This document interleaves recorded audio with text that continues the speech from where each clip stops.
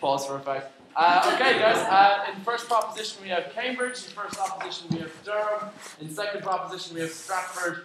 And in second opposition we have LH. And we have a motion basically on the kidnapping, Pussy Riot, and TSN. Yeah. Okay, guys. You all know the rules, I hope, at this stage. I'm John, Scott, and Rory. We'll try to do it. I am all three of us, yeah. Okay, guys, let's start. So, Ashish, whenever you're ready, I'll call the first speaker's proposition from Cambridge. Here.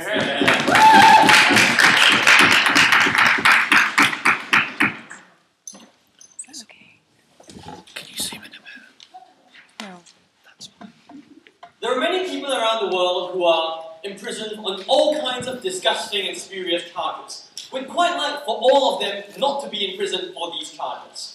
However, we cannot release them all at the same time, so I'd quite like to focus on those who are of some political importance, who have not the moral right to do so, but we believe will create practical benefits for the democratic movements of states like Russia. What is our policy going to be about? Firstly, quite simply, we're just going to bring them out of these prisons, we're going to bring them into the UK, and what we do with them is frankly up to the members of Pussy Riot. Right? If they want to go back to Russia, we'll do that. We could break them out again if necessary, we're fine with that, or we could just give them political asylum, we're also happy with that. We're trying to make this policy kind of secret, Russia might find out, we're happy for it too. Alright, so, 4 points today. Firstly, when we have a right to intervene in the domestic affairs of another country while it fulfills those criteria. Secondly, more specifically, why we support exactly the kind of action that Pussy Riot engaged in. Why it was positive action that moves us towards democracy, and why our action in supporting them will also help that movement. Thirdly, geopolitically, why this changes the way Russia behaves in the international scene. Lastly, why we don't really think Russia will be, that capable of retaliating in any meaningful way. In any case, we're happy to accept the hunt. Firstly then, why do we intervene in the domestic affairs of countries? We think sovereignty is just a kind of convenient international law byline so that we don't piss off countries too often. It's based on the idea that you have a legitimate democratic mandate to rule. We believe that part of you having a legitimate democratic mandate to rule is that your laws and the people who are imprisoned under your laws are given some small democratic space in which to criticize you. The specific law under which Pussy Riot was imprisoned had two elements. Firstly, it prevents any member of Russian society from ever insulting the Russian Orthodox Church. Secondly, it prevents any kind of incitement of hatred or violence towards the Russian government. This is the same law upon which Boris Berezovsky, before the big political scandal, was actually imprisoned once upon a time. Gary Kasparov was also imprisoned under this same law. We think such laws are not only by themselves illegitimate, but undermine the sovereign claim of the state to treat individuals in this manner. We think they're perfectly justified in going in and removing these people. Secondly, why do we support the specific form of action that Pussy Riot engaged in? Just to be clear, what Pussy Riot actually did in St. Petersburg was to enter the great cathedral. They basically went onto the altar, sang quite nasty things about Kirill III, who was the Russian Orthodox Church Crown Patriarch, and compared Putin to the Antichrist. We really like that for a couple of reasons. Firstly, one of the biggest barriers to proper democratic progress in Russia is the idea that Putin is invulnerable. He has created a narrative of him ever since the end of the Cold War and the post-Gorbachev years as being the strong man who led Russia with an iron grip out of the economic straits of perestroika and glasnost and let it in. We believe Pussy Riot's action in such a public sphere breaks that down by the simple fact that it did it in such a public and obvious way. But we also tell you, it also goes to the heart of the relationship between the Russian government and the Patriarch and the Church in general. Kirill III is one of the strongest supporters of Putin. He has said in his sermons that all Russians have a moral duty to vote for Putin. Therefore, one of the biggest institutions that has never been questioned in Russian society before Pussy Riot Act has now been called out in a very public way in one of the very centers of its power. On principle, such action that's so strongly democratizing, that breaks down the hold of an effective dictator on that country, we support. Why is it, however, that our action further strengthens this in a pragmatic manner? We believe it strengthens the underground movement, especially the punk rock feminist movement of which Pussy Riot is a part, and emboldens them, right? Because if we can't release them this time, we might be able to do it in the future, right? In general, it tells them furthermore that the Western world in general, which has done very, very little, if not absolutely nothing at all, to help the pro-democracy movement in Russia. It tells them that we're willing to support them in a concrete way, in a tangible way, and if we give them asylum, as we're happy to do, that allows the Pussy Riot to politicize its cause in an even more prominent way in our country, to bring more international attention to issues that have been completely neglected so far. No, thank you. So, geopolitics. Russia is an absolutely awful international player, for the precise reason that no country has ever taken concrete action against it. Look at how it supports Syria and Iran. Look at its intervention on taking over in Georgia and South Ossetia. You get how it poisoned Yushchenko. Look at how it stymies movements in the UNSC to get any positive action done. Yes? How can Pussy Riot maintain an influence when devoid of the Russian context in London? Because the internet exists, because television exists, media exists, and being able to say overseas that, Putin, you can't touch us now, and we're going to mock you and tell the Russian people, by the way, lots of the Russian youth have access to the internet, right? So it's not like there's going to be some barrier that Putin can set up to ensure that Pussy Riot's alienated from the rest of the Russian populace, right? So yeah, it's a fairly straightforward response. What this policy does is to tell Russia that it comes a point where the buck stops. We are not allowed to continuously imprison and tyrannize and oppress people in a way that prevents any genuine democratic movement from happening. No, furthermore, that it also empowers the more moderate factions within the current Russian ruling elite. People like Medvedev, who were previously relatively powerless, or people like Ilya Nishnik, who used to be power players, but were then silent like Putin, now can come out and tell Putin, your strongman tactics are now actually humiliating us on the world stage. They're making us look like fools. That breaks down Putin's hold on the geopolitical discourse in Russia. It tells the Russian people that he's not the strongman, we shouldn't just trust him in a way. And by empowering the moderates, it allows Russia to weaken its hold on the democratic process, to not keep continuously imprisoning other political activists. Last of all, why do we not think that Russia is going to go completely berserk and ruin the entire world? Firstly, because it just can't, right? Like, we expect that the vast majority of democratic countries around the world are probably going to support this action, right? No, thank you. I mean, we think Obama at a point in time when he wants to look strong in foreign policy is probably going to come out and say, yeah, this is a pretty good thing to do. But we need to point out in general that we no longer depend on Russia for oil. Ukraine has built 2 new pipelines ever since Russia tried to screw it over. So we don't think Russia has the same kind of stranglehold over Europe that it used to have. And even if it does, frankly, we think the US will be on our side and will be able to support and just withstand the kind of pressure that Russia will be able to put on us. But what we also tell you furthermore is that there are ancillary benefits to this policy as well. Note that the Russian Orthodox Church also opposes, apart from just supporting Putin in a totemic way, also opposes things like women's rights in Russia in general. Kirill III has said that the woman's role is in the home. He's incredibly patriarchal and incredibly conservative in his outlook. We believe undermining the hold of the church in general upon the state is incredibly useful in breaking down these sorts of strangleholds and creating new discourses. Also note that even if Russia were to cooperate with us less in the UNSC, it's already cooperating with us so little that practical detriments of less cooperation with Russia are basically nil on the geopolitical level. We are happy to accept the risks. We think it helps Russian people, it helps Russian democracy. We are incredibly proud to propose. I'd like to thank the Prime Minister for his fine speech and to open the pitch to the opposition. Can I call upon Elise from Durham? Hear, hear.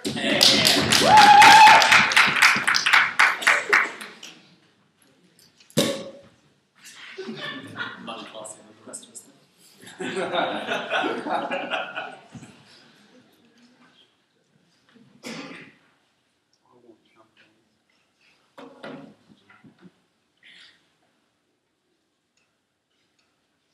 Okay. Mr. Speaker, I want to talk about 4 things today. Firstly, I'm going to look at the protest movement that actually does exist in Russia at the moment. Like, I don't think we can deny that there is actually a viable protest movement going on, of which Pussy Riot is just one facet.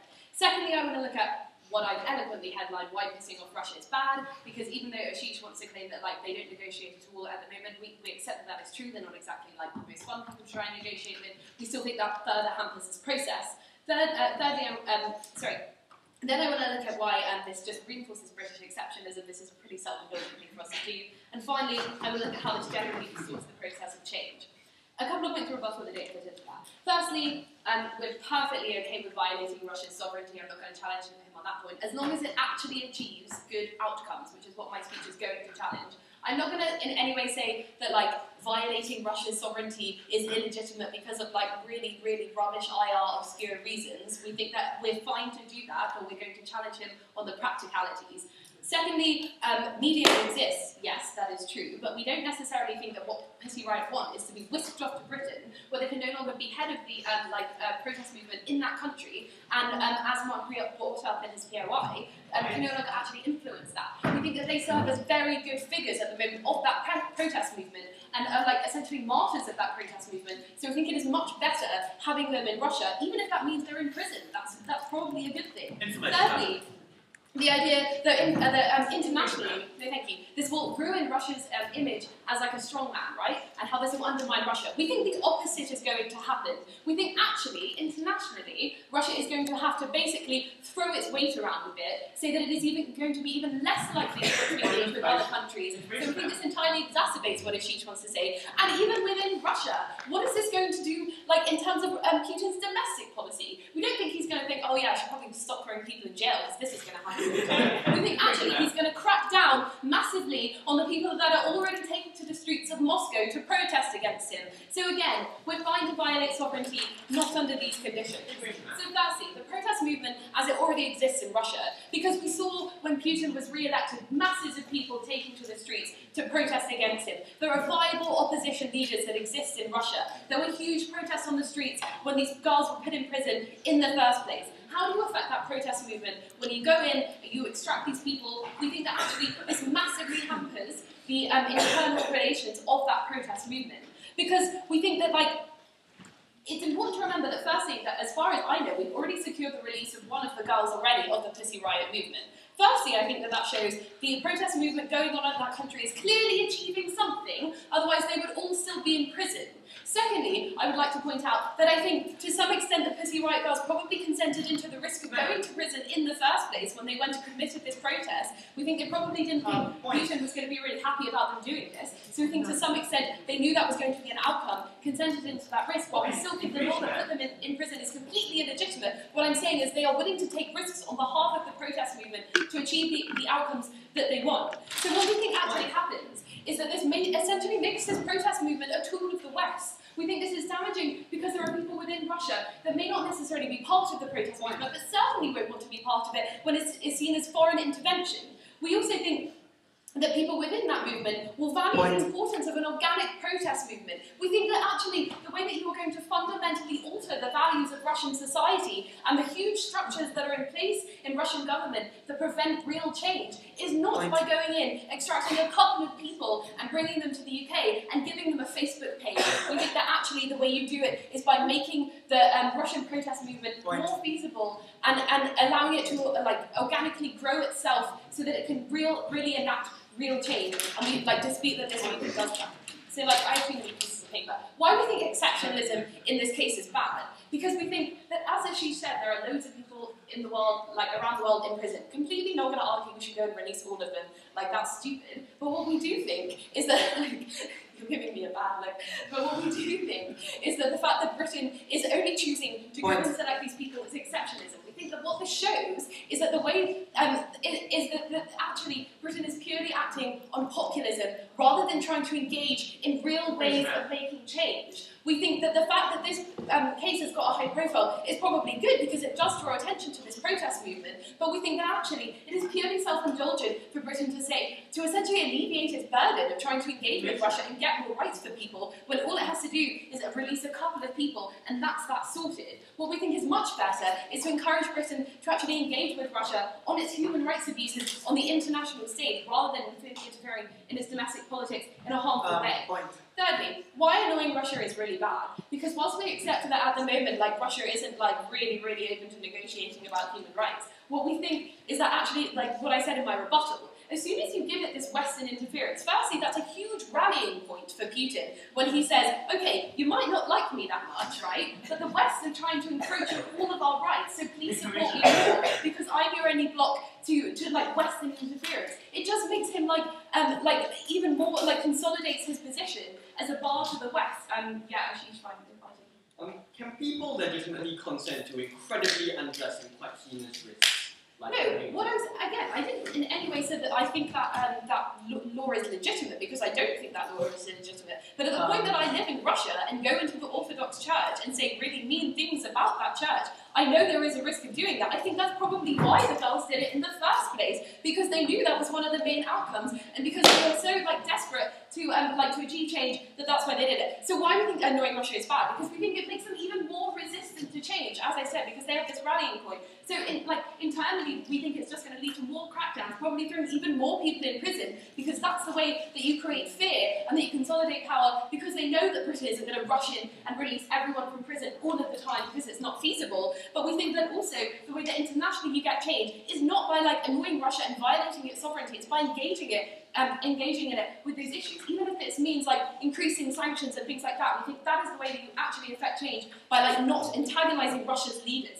Finally, why we think this massively distorts the discourse, because we think now, as soon as you do this, the discourse around this protest and around human rights abuses in Russia is no longer about the individual people that are part of that protest movement. It's all of a sudden about Western supremacism and Western imperialism and stuff, and the West going in and imposing values on Russian society. That's not at all what we want Russian protest movements to be about. If we want to achieve real change and real human rights in Russia, this is completely not the way to do it, so we beg you to oppose. I'd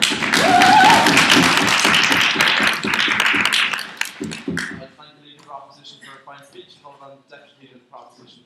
Almost.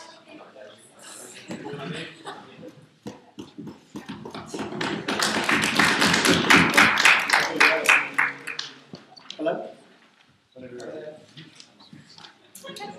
It's for his uncle. Привет. So, I'm going to talk to you about 5 really ridiculous things that we got from opening opposition.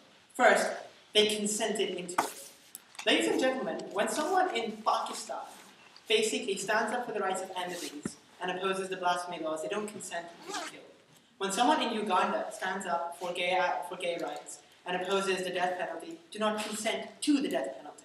It's incredibly troubling that what we got from opening opposition was, look, they took risks, they were so desperate for change, but they consented into it, hence we have no responsibility. This was the only real moral argumentation that they presented as to why we principally shouldn't do this. We think it's absurd.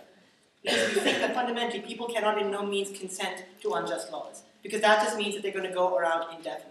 To say that we can't oppose unjust laws and you can't save us from the punishments of unjust laws because we consented to the fact that they existed and we protested them is an absurd statement. So we think that first thing doesn't stand. Secondly, they said the Pussy Riot group, they don't want to be in Britain. They don't want to be in the UK. They want to be on the ground.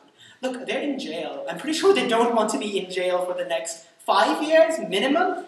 And with Russian laws of indefinite extension of sentences, probably, possibly, for the rest of their lives. We don't think in any meaningful way that works. Also, we've said quite clearly, if they want to go back, we will help send them. Third, British exceptionalism. That's fine, I think. I think it's good that Britain indulges occasionally. I mean, it used to be an American missile base, now it's just nothing. We get off insulting Mitt Romney when he comes and insults the Olympics. We think it's not really a bad thing to feel a bit better about what is generally an insignificant island in the world. Fourth, alternatives. And this is the best part, because she just advocated the status quo. We shouldn't do this. What we should do is talk to Russia, pressurize Russia, try and implement some change. That's precisely what we've been doing since Gorbachev decided to sort of liberalize the country. It hasn't worked. In fact, it's backslid. We don't think that Russia listens to human rights activists on behalf of the Western world. We think they in fact do the exact opposite. Things in Russia haven't gone better. In fact, if you're advocating the status quo as an alternative, you have to understand that you're advocating something that has fundamentally failed. So consequently, there's this false dichotomy. Don't do this. Do something that actually works doesn't exist. Because the actual works that they said is what we've been doing for the last 15 years. Nothing's gotten better. Things have only gotten worse. Finally, let's talk about the legitimate protest movements. Let me tell you something about the legitimate protest movements. When Putin was elected president again and wept tears of joy, which were sent across Russian television, about 1,500 people went outside the Kremlin and they protested.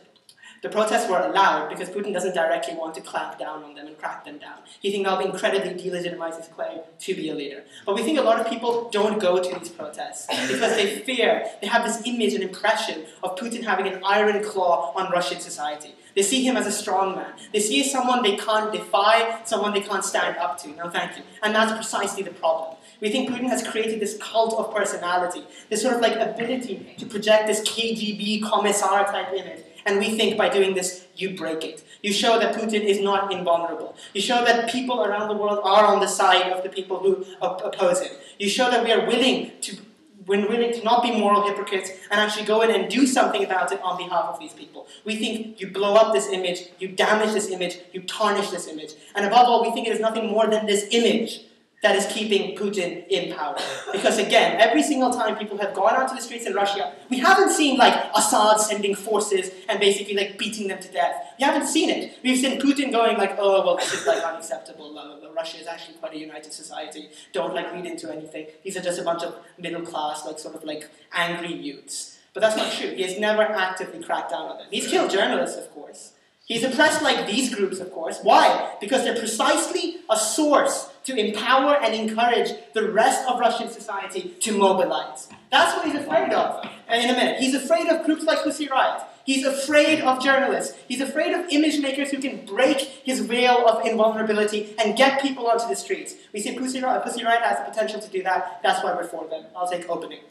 Yeah, so you're claiming that nothing has changed. Doesn't everything I highlighted about the fact that we've already achieved the release of one of these girls, the fact that we even have groups like Pussy Riot, shows that the movement is developing organically, and that is much better for all the harms I brought you in my speech. It's so incredible that on one hand they say that that Russia is not going to compromise or even come to any kind of consensus with the rest of the world, and then saying that they're willing to compromise on things as strong as this. First of all, this debate is in a hypothetical sort of situation where we can do something, and we should, so we think like it's a bit sort of, it gets tenuous when we start arguing what's going on the ground. But more importantly, we tell you that these negotiations haven't generally worked, because let's just look at Russia's human rights record over the last few years. Their treatment of the Chechen population, their systematic oppression of journalists, their systematic targeting of international organizations working, such as Amnesty, working to basically raise awareness of people sentenced. Look at the way they've treated opposition figures. Look at like systematic sort of like beatings up and the way they treated oil oligarchs. Russia is not respecting human rights and has not done so for the last 10 to 15 years. We think it is like kind of immature for these guys to assume that somehow by not doing this, we have other alternative means available. Finally, let's talk about Russian geopolitics and the costs and harms. Because we got this concession from these guys. We got this concession that you're right, what you're doing is moral. What you're doing is principally just. But all we have to show is it's going to harm democracy in Russia in general. And we got only one argument from them. We said you basically like empower Putin to go on this anti-Western narrative.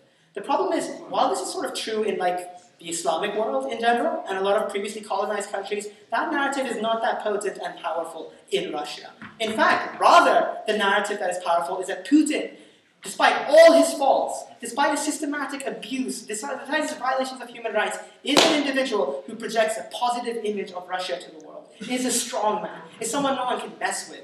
By embarrassing him in this way and form, you break that myth and you break that image. You take down Putin precisely where he is so strong, as the Iron Man commissar of Russia. And by doing so, you embolden democratic movements, you embolden protest movements, and you embolden other groups to come up, prop up, and support for a more democratic, democratizing Russia. We don't think Putin is anywhere from going to crack down on people when they come to the streets. One, because he hasn't done it, but secondly, he has a lot of systematic interest not to do it. Simply because, like Putin wants, he relies on this quasi-democratic mandate that he is popular with the people. And the reason he's able to do so is because people are too scared and afraid, and they believe in the sort of totalitarian image of Putin in Russia. We crush that, we break it. So finally, we don't think people can consent to unjust laws. We don't think that the Pussy Riot group want to be in jail in Russia and don't want to be out.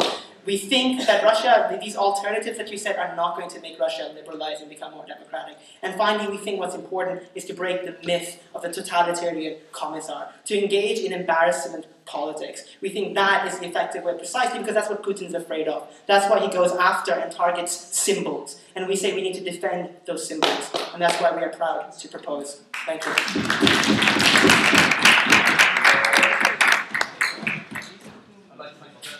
Fine speech and call upon the Deputy Leader of the Opposition for Durham to raise case. Hear, hear? Yes.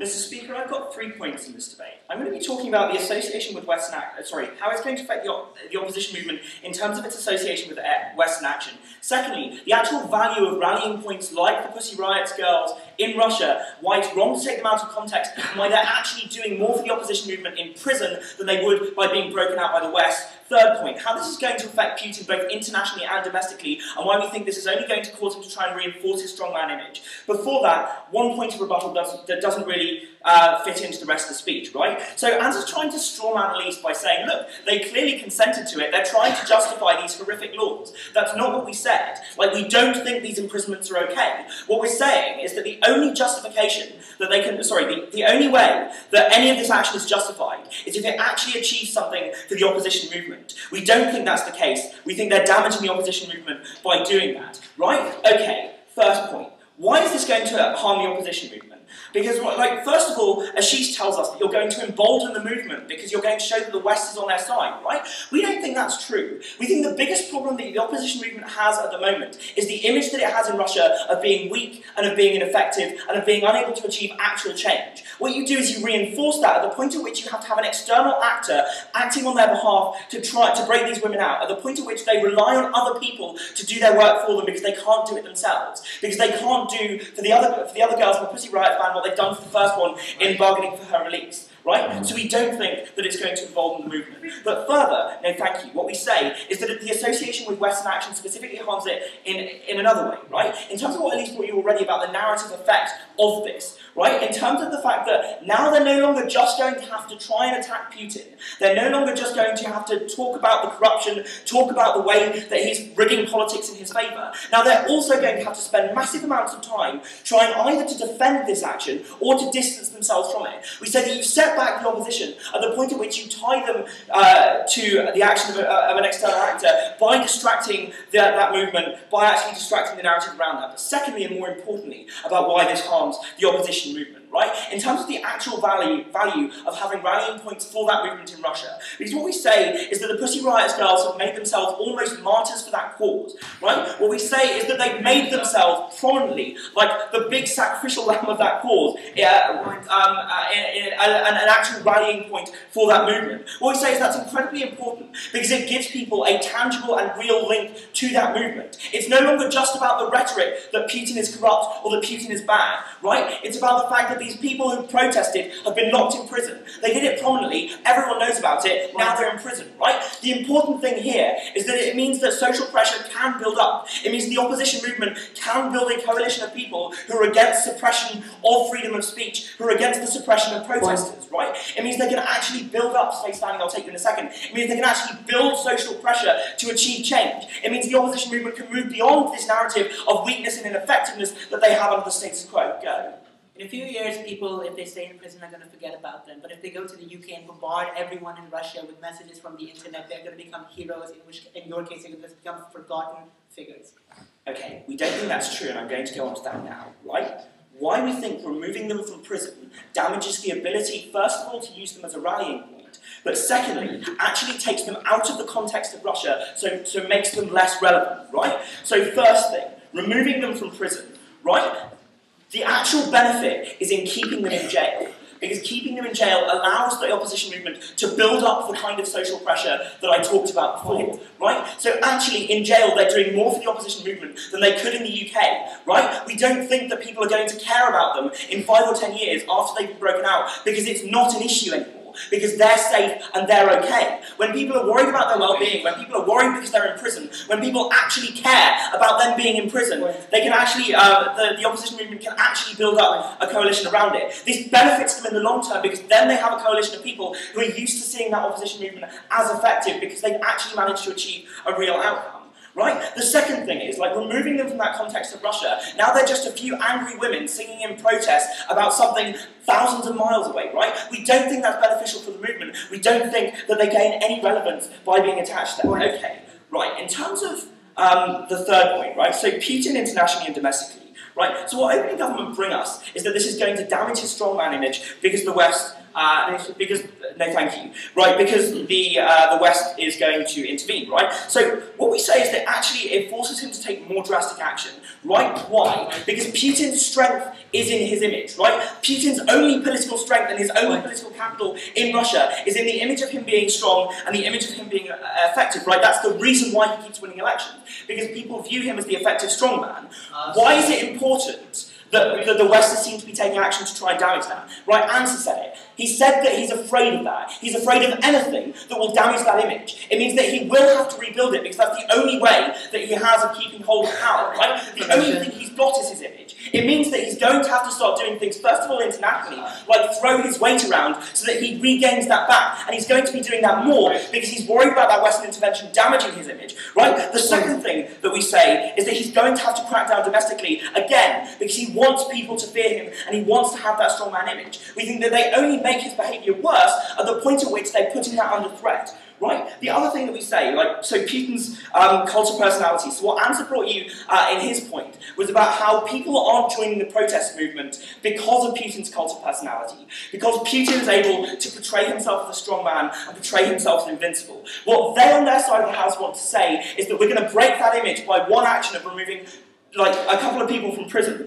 We don't think that's the case for a number of reasons. First of all, because that signalling function of breaking his strongman image is only harmed by the fact that he is going to crack down, right? Because he is going to reinforce that image, and he's going to take steps to reinforce that image. We think it's harmed by that. But secondly, more importantly again, is that you reinforce that weakness narrative of the opposition. So not only is Putin again being seen as strong because he is going to do things like throw his weight around both internationally and domestically, but you continue to reinforce the weakness narrative of the opposition. It means that comparatively, Putin will still look stronger because he's still able to act and he's still able to keep the majority of prisoners in prison, whereas the opposition isn't able to achieve anything. The opposition isn't able to get these people out by social pressure. The opposition isn't able to stop him cracking down. We think that's incredibly damaging to the opposition movement, and we think that there are justifications for doing this. Regardless of whether or not we have the right to intervene, probably we do. You can only justify that in terms of benefit to the opposition movement, which they've never proved and we think don't stand.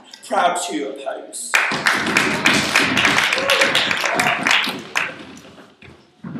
I'd like to thank Ed for his fine speech, and let's open up the second half of the debate for East something, Stratford something. Jason, here.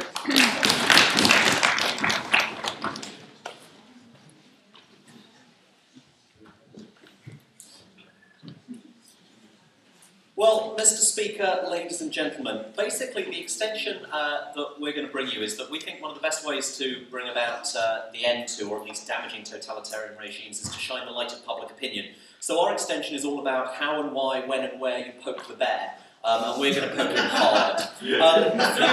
A few quick bits of rebuttal first. We had this whole thing about whether Pussy Riot are going to be damaged by being in exile, and I've been spending far too much time with Jack, so I'm losing my hair, and I have 5 things to say to this. The first is that, obviously, when people are in prison, they are out of the public view. We think that that's inherently a bad thing in and of itself. We think the second thing that follows is that most people are not inherently political, and therefore, no matter how good your protest is or your message is, if you don't constantly get told, then you're going to forget, and we think that political change is often brought about by the majority who need to be constantly reminded. We think that if they are in exile in this country, what they could probably do if they wanted to was maybe negotiate a safe return, maybe get some guarantees or concessions out of Putin if they decided that they want to go back. And we think it also does something else which is significantly important, because at the moment Putin trades on the fact that he does make reforms and concessions. The fact that he isolates and marginalises people who are doing bad things in his society because he says, we are a free and we are a democratic state. At the point that somebody as public as Pussy Riot has been forced into exile, it kind of says to everybody, it can't really be true, can it, guys? I mean, let's face it, they had to leave the country and they had to be helped by somebody else to do it. Next bit of rebuttal, and this is Putin's crackdown. Right, here's one of the problems. Putin's image is not just that he's a strongman and therefore we love him. It's that Putin is a strongman and he leads to economic success and we're all much richer.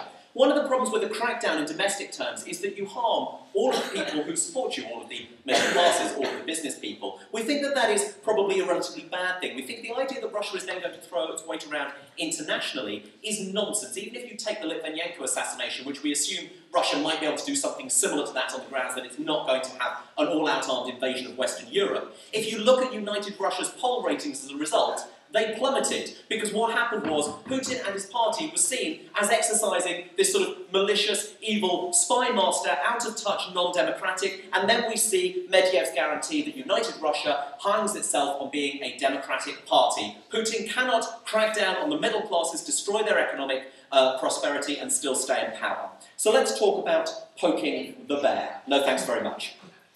We're totally in agreement with the top half from this side that what we want to do is humiliate Putin. We want to prove that not only can we violate the prisons of his country, which is, apart from assassination, the ultimate sanction of the state, and prove to moderates and opposition that the state is not infallible, we're also going to do it by violating his national security, because presumably the prison is somewhere in Russia. So we've got that further level of humiliation, which we think is kind of cool. We're then going to give Western backing to a group of women, I'll take you in a moment, in a highly patriarchal society and say, actually, of all of the people we could rescue, of all of the people we could help, the ones we're going to rescue and help are this group of women which has been willing to stand up both to the president and to the state. That doesn't only send a message, that sends the most powerful possible message, and that is why that particular group. Point, madam.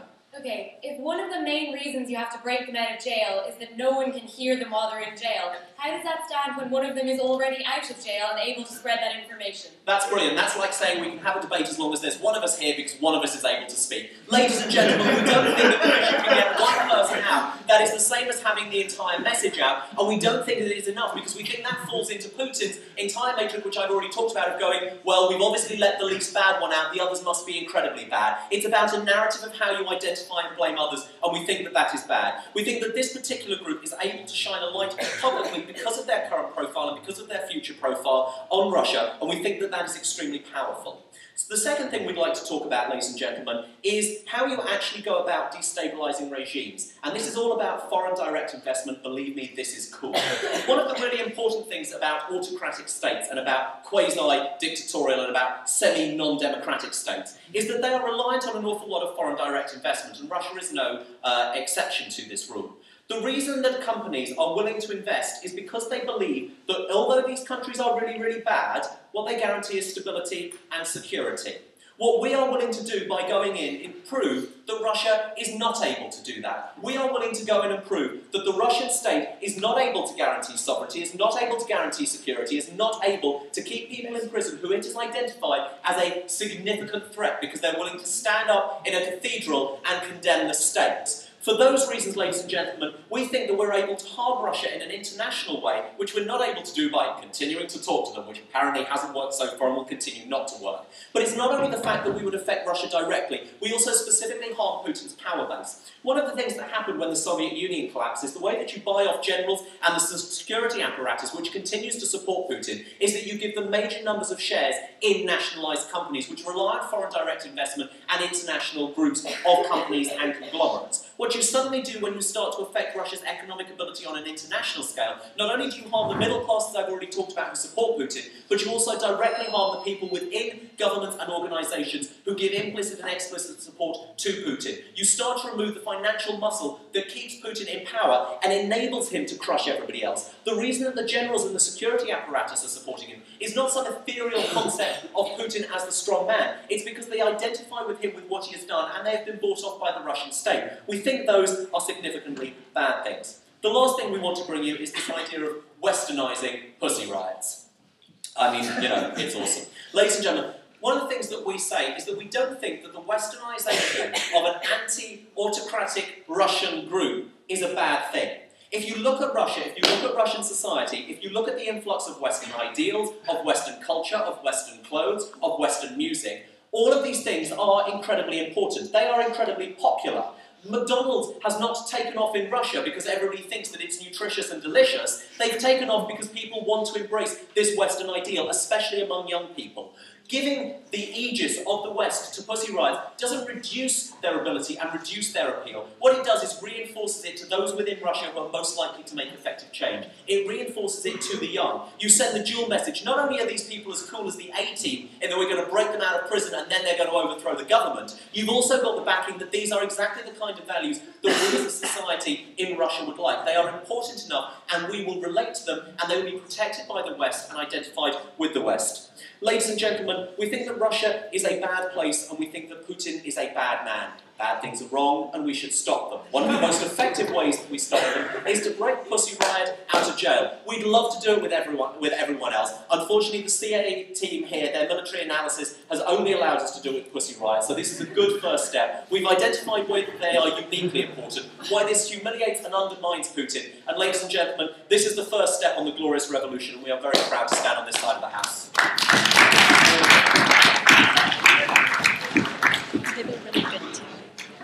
I'd like to madman, and call upon from University College Dublin Literary and Historical Society, Mark, for the second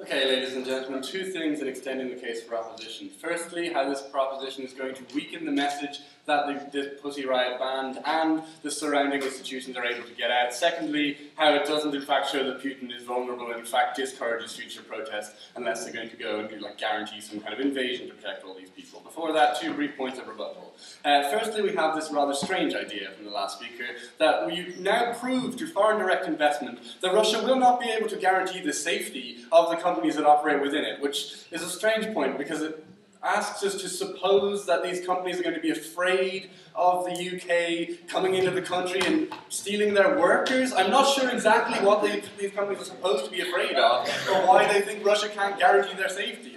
Generally, companies that provide foreign direct investment are reasonably confident that the UK and the US are not the big bad guys that are out to get them, and are willing to allow them to operate within regions with peacekeeping missions and that sort of thing in the other countries they operate into. So it's unclear why they're suddenly going to feel like Russia is unsafe simply because one prison break happened one time, and then the UK went home again, so we don't really get that. Then they had this idea about the West being this kind of cool influence, and so you can strengthen things by tying them directly to the West as something that these people would want. Recognize that what happens in this situation is, in fact, that you remove Pussy Riot from the situation. No, thank you. At present, what happens is that Pussy Riot is tied to the West because we support that, and the Russian people can see on the internet that the West thinks that that's a very good thing that people did, and so that cool factor exists. What happens under their proposition is that they remove them from their context, and so they're no longer relevant to the people on the ground. I'll talk about that as I move on now. So let's talk about how we think that the message is weakened. No thanks. Because I asked at the very beginning of this debate how this group was going to stay relevant once they were outside the country, and we were told, sure, the internet exists, so the information will get to the people anyway, right? But recognize that the internet exists on both sides of this debate. So it is the case that the information gets to the people regardless, right? Even if these people are already in jail, no thanks. So the internet can currently be used to spread the information of exactly what is happening, which is much more emotive than these people are living it up in London. So you're much more likely to get people saying, sure, this is actually a bad thing than you are otherwise. You can also get their songs out there and all of that sort of thing through the internet just fine, right? Any songs that could be given to us through London, which is perhaps the only thing that could happen. You're going to have to sit down at least a little bit. The only thing that could perhaps happen in that case, those new songs are created in a different context, right? So they are not directly relevant to lives as they exist on the ground in Russia, because all they're doing therefore is basing those songs off news reports coming from Russia, off phone calls coming from Russia. That's literally the same thing that could happen under the status quo with any band outside of Russia, or with any Russian person once they leave the state. What is most important is that they stay in, the way that we are most likely to get this message out is that they stay in prison, and that they stay in this emotive thing, which the West can surely fund those internet sites, no thanks, and can fund the person who remains out of jail to keep talking about it, and it's a much more emotive thing. So it's much more likely, therefore, that people are going to actually listen to this message once it comes out. And I'm going to take a point from the eligible team. Considering public have a short attention span, why would you want to relegate Pussy Riot to the garbage heap of history rather than be a constant reminder of the virtues of opposition to the Putin regime? Right, well, Aung San Suu Kyi sat in her house for an awful long time and still remained relevant. As long as people are actually being downtrodden by regimes that exist, no thank you, then they remain relevant as long as the people keep talking about the kinds of injustices that are happening to them. It is not the case that they are simply forgotten once they remain in jail. People often campaign for people to get out of jail. Aung San Suu Kyi is one example, Nelson Mandela is another one, where because the harms are still perpetuated against them, they remain rallying points. Take them out of that situation situation and now they're living in London, they're not rallying points anymore. So does it show that Putin is vulnerable? This is the other kind of plank that these guys want to talk about, and it doesn't. Because none of the influence of Pussy Riot under their proposition comes from their own power, or comes from their own message, which these guys undermine. The message that state power is not what is powerful, but in fact that truth is what is powerful in this situation. What these guys do is they institute a situation where Pussy Riot only exists because the UK managed to get them out, and then the UK are the heroes, right? So it isn't the case that Putin's vulnerable to Pussy Riot. Putin might be vulnerable to the UK, is how that specific incident works. So in that sense, you are not encouraged to go out and protest, which is what these guys want, and the benefit which they say comes from this. Why not? Firstly, because you are going to need a similar level of publicity and believe that your protest will get a similar level of publicity in order to be rescued by the international community. There are other political prisoners in Russia who have not been rescued before, so there is no reason to believe that unless you manage to get the same level of publicity, that you are going to be rescued yourself. So you don't believe that you are going to be rescued, so you don't go out and protest. No thanks. Secondly, the opposition leaders don't have this symbol of the oppression to get people to rally around, to encourage them to come out and protest. That's something which is very important once you have people in jail that you can point to as being the oppressed people that we should empathise with. We can't empathise with them when they're off sitting in London, so they become less of a rallying point for people to go out and protest. Moreover, what these guys say is that because people know how the international community receives it, therefore they are more likely to go out and protest once they realise that the West is on their side. However, people already realise that the West is on their side through things like the internet. So unless they're going to guarantee some kind of an invasion to back up any sort of protests that occur, or they go into prisons every single time that someone ends up in prison, then it simply isn't feasible that anyone is going to think that they should go out and protest. But most importantly in that, because even if they do want to say they are going to get everyone out, right? You don't get the spark that these guys want as a spark, because it takes people to start coming out before you can start rescuing them. And it is not the case that people believe that they are going to get rescued, which, as I already told you, in terms of this thinking that they need a similar level of publicity. So in that case, they don't think that their relative power, in relation to Putin, has changed significantly. They don't think that Russians have any significant power in relation to Putin that they didn't have before, but simply that one particular group has been rescued. We think it's going to make them irrelevant. We think it means their message won't get out and move to a place.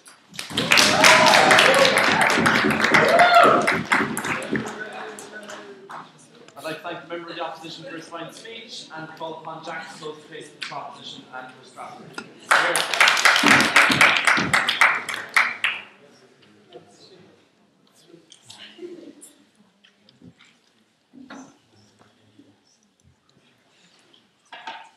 Right, I have one point which I can pretend is split into several if you want, but it's basically just going to be a list either way of political and economic reasons why it is that when you shine light to public opinion and have a continuous light to public opinion through individuals who are able to assess the adequacy of reforms, you not only damage the political standing of united Russia within Russia, but also serve a massive damage to the economic prospects of united Russia and a massive fillip to the economic prospects of opposition movements from outside. So first of all, in terms of public opinion, Jason told you very rightly that the way to deal with autocratic regimes or with electoral or authoritarian regimes is to shine the light of public opinion upon their activities, because their incentive is immediately to bring about the kinds of reform that will get rid of that public opinion, that will enable them to simply to continue to govern, continue to make money in the case of Kremlin officials who earn large amounts of money from petrodollars in Russia, to be able to do that, right?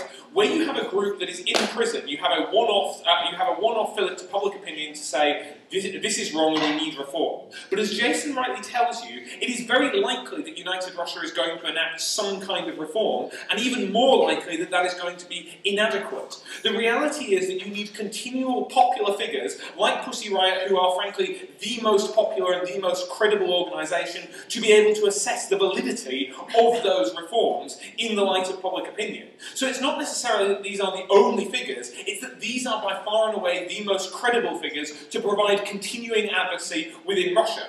Now, Mark tells us a few things. He tells us, first of all, well, you know, there's still the internet either way. Well, yeah, but given that it's presumably unlikely that Pussy Riot are going to be allowed to produce music and then Skype it from their jail cells, it probably suggests that that kind of advocacy has to come from outside, right? And notwithstanding the fact you don't divorce it from context, because they're still talking about the same issues, and they're still making the same kind of arguments. In exactly the same way as the ANC individuals in exile didn't lose credibility precisely because they didn't happen to be in South Africa where they would be in prison. The reality is that Nelson Mandela was not the best campaigner for change in South Africa. It was individuals like Thabo and Becky who were in Britain campaigning for funding for those groups for campaigns within South Africa because they were able to continually advocate and able to mobilise public opinion based on that. We got a few responses to that. The better ones came from opening opposition, which were to say, first of all, you're going to get crackdowns. Well, firstly, it's not clear that those can happen, right? Given that they very rarely happen, we think it's probably suggested that they can't happen. Right? But what's more, every time Vladimir Putin has attempted to be more authoritarian or more autocratic, that has met with wide-scale unpopularity. Look at the fact that United Russia's polling plummets after the assassination of Anna Politkovskaya. Look at the plummeting again after the assassination from Alexander Litvinenko. Notwithstanding the fact that you are seeing a massive amount of economic growth, there is still a problem for United Russia getting elected, even when it controls the media. The reality is that those crackdowns are extremely unpopular. Go away. Next, we heard that there's going to be, and also, as Jason told you, the middle class are the individuals who are the most politically active within Russia, and those are the people who are most effective because either their businesses are affected by the fact that there are crackdowns, or simply their political life is hurt.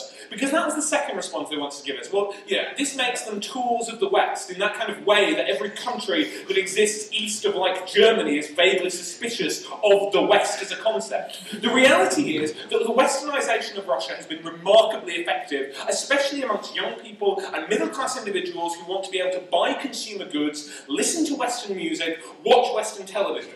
That sounds fairly trite and unimportant, but it is extremely significant in the way that you conceptualize yourself as somebody who is a consumer, as somebody who is living a comfortable lifestyle. People like the West. Appeals to simply, we don't like it, have been surprisingly ineffective in Russia. Now, Mark tells us, well, you know, doesn't it show the West? People already know that the West's on Pussy Riot's side, right? I mean, probably a contradiction of opening opposition suggesting that that would be a really terrible thing. But even if it wasn't, right, we think that there's a difference between vocalizing your support and taking action that does something to manifest that support, right? Because it demonstrates that you are providing tangible benefits to that opposition movement and demonstrates that there will be some degree of action. Obviously, there's not going to be a wide-scale invasion of Russia, but there are going to be concrete actions that wherein Britain and other countries take risks to try and bring about political change. No thanks. Next, we got the idea, this was the thing that Mark rebutted by saying that he didn't get it, which is to say that this damages the economic prospects of United Russia and individuals within United Russia.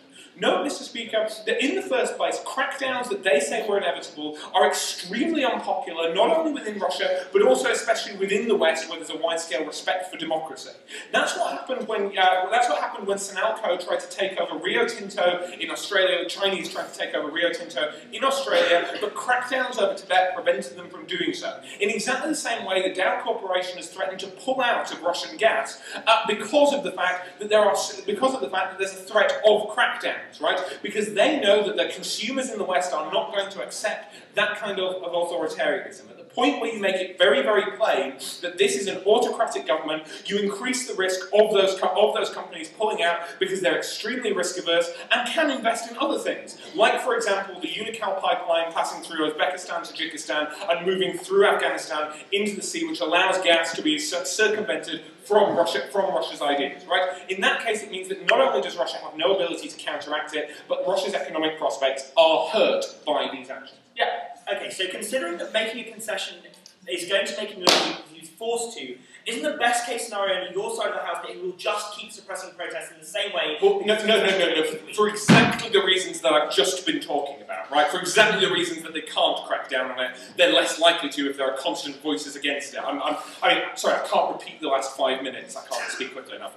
But what's more, you also get the kind of symbology that's extremely important in giving a fillip to protest movements, right? Firstly, because as opening government rightly point out, it suggests that Vladimir Putin is impotent to prevent the symbol of security, namely his prisons and security services, from being undermined by protest movements. That's extremely important because one of the big things that prevents individuals from going out and protesting is the idea that they will never be able to be successful. that autocratic regimes are always triumphant, like the fact that they can put you in prison and keep you there. In a system where you have to rely on Britain, that is still comparatively better, because those individuals are now outside of the country and have symbolised some kind of triumph against Vladimir Putin, which in a patriarchal system, in an authoritarian system, is extremely important in convincing other people to come out and protest. It is true it would be nice if Russia was democratic. It is true that this is imperfect, but it does make the situation a whole lot better. I'm very happy to propose. 4 more years! 4 more years! Everybody's like with our first fine speech. I call upon Christine Simpson to close the fifth position.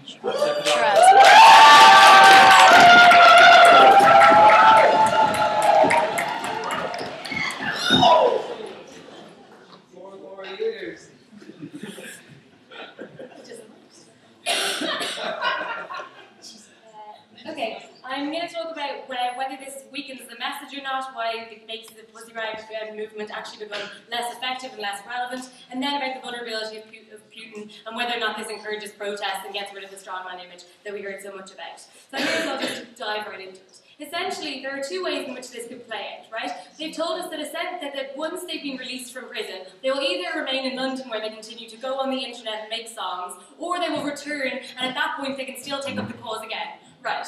At that point, though, they now no longer can relate to people within Russia, because either they're in London, and the only moral of that story is just that once we were in prison, then in this really cool way, the UK decided to save us, and now we're grand. But you know, that was a nice thing that happened. The only thing is that that's when the interest diminishes, because then it's as though the story is over, because they were imprisoned and then they were released, and now they've gone back to what they originally had been doing. That's when people start to stop listening, especially internationally, and giving any sort of international support to the idea of it, because at that point there has been some sort of conclusion. That means that the vast majority of people can just tune out, because as Jason's happy to tell us, people aren't always politically minded, won't always take up things like listening to this when it's not new and controversial and a current story. So you do need for there to be ongoing, an ongoing story in order to actually keep people interested. When they're still suffering, there is still something to talk about, because you don't think there has been a conclusion. You still see that they're in prison for violating laws. You still see that there hasn't been a quick resolution, but rather that there is something you still have to fight for, because that's how what that group are fighting for, and that's why that's what can happen to protesters. No thanks. We don't think, though, that it's a case that all of the message will be lost if they can't produce records. The thing is, you can still have discussion of those issues without the initial medium they used in it. So you can still capitalise on the fact that one of the members who speaks for the group is out and available to actually process and disseminate this information while the story is relevant. They've said, well, I mean, that's like there's only one of us in this debate. It would be if everyone in the debate agreed and had a united voice, that they would constantly had a significant message that they were happy to publicise. When that's within the group, we're happy to say that is effective, and you can still have both of those things. You don't need this policy for it. So weakening the message. Yes. First, Mark tells you, and we get no response, that the message isn't just that there should be entitlements of freedom of speech and freedom of protest. It's also that you don't need to have state mechanisms behind you in order to be successful. It's that you don't need to have the strong people on your side, because what should be valuable is the truth and ability to discuss it. That is undermined when you have a government have to save them. That is undermined when you have to show that you have a force of a state behind you in order to actually make a difference. That undermines exactly what they're supposed to be fighting against in enabling people and encouraging people to protest when they don't have all of this force behind them. So unless they hope that then other people will be saved also, it doesn't actually encourage people to make any changes. No, next one. So we don't know, we haven't been told why they would protest, why other people would follow suit, because you can't ever guarantee that you will be saved. So you're still relying on fighting alone against these laws and fighting it by yourself in the hope that maybe someone will come and save you. We think that, firstly, means you still don't have the strength to actually fight alone. And secondly, why would you undertake this action when you can't guarantee it? When one time they got saved, but if you're not the most popular political prisoner of the month, the UK probably won't bother. That's quite a bizarre way of encouraging people to actually come on board. No thanks. Then they say, well, I mean, look, Mandela wasn't the most effective because he was in prison. Yes, but other people were effective, and he didn't just go away because he was in prison. Other people can take up the mantle of carrying this on and actually making sure that there can be changes. It doesn't have to come from just the individual who's making that sacrifice, the individual who's chosen to be representative of it and a figurehead. Those campaigns were successful because there was still a figurehead that was still being persecuted. It hadn't just been ended or had them fighting when their personal struggle had ended. So we think that's what makes it different. Then they tell us, okay, here's the bizarre stuff, right? This is the thing that Mark wasn't saying, oh, I'm stupid and I don't understand it. He was saying, that's a very difficult point to understand because it seems to make no sense in this debate. That's quite a different thing to suggest. Their contention seems to be that companies will pull out of Russia because sometimes the UK becomes involved and takes away one political prisoner from a jail. That doesn't have to cause unrest. Then they use that premise to build upon it to say, no, hey, I'm actually going to say what your argument was. If you complain then, that's cool, but not right now. So, they tell you, because people won't be able to react in any way, because the upheaval as a result of it would then make those companies panic. That seemed more logical than when Jason said it, in fairness, right? But the difference is that assumes that crackdowns have to be only incredibly public in a way that has to internationally make the news and make everyone take notice. There are more subtle ways of cracking down, at which point business interests don't have to care about it, because mostly they care about the broader picture of stability and profit margins and not political prisoners, which is quite a bizarre thing for them to care about. No, thank you. Okay, then vulnerability of Putin and whether or not this is successful. Oh, well, I mean, that's half of it. I mean, the other half was also that you lose lots of customers in the West when you see that there's an authoritarian regime. So hang on. Oh my God. Look. Russia is an authoritarian regime. I'm so happy that this news story broke right now and companies might figure it out. Come on, like, at the point where you're trading with Putin, you've definitely figured out that you might care more broadly about money than about morality and democracy in your business.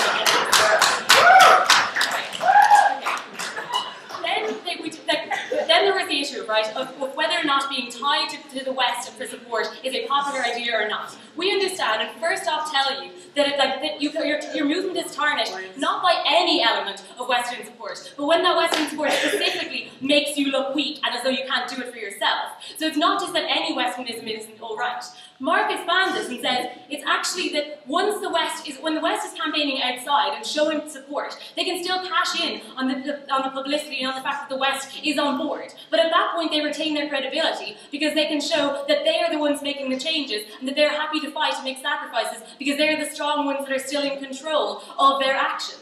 When it's just about an external, like when the UK decides to cash in and get some bonus points for looking cool, that takes the movement out of their hands because it doesn't become about when they were in jail, it's about when they were saved and when the West took it on. Even if there's not the backlash that there may be in this instance, it still tarnishes the movement because it wasn't about their ultimate success. It wasn't about the changes of laws because at no point did proposition, like even pretend in fairness, that was going to happen. So all that happens is that it shifts from a group that have continuing relevance, who are suffering and act as figureheads for that suffering that is common to people within Russia.